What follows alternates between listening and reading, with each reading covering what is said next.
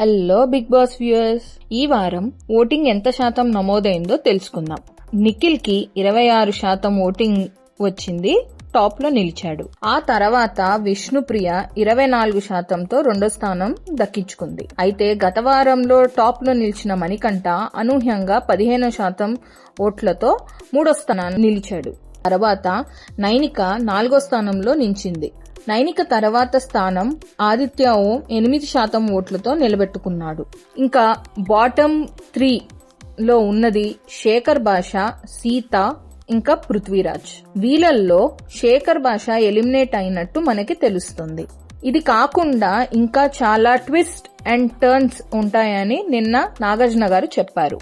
అది ఎలా ఉండబోతుందో ఇవాల్టి ఎపిసోడ్ చూస్తేనే తెలుస్తుంది. మరి అంతవరకు సెలవా, బాయ్.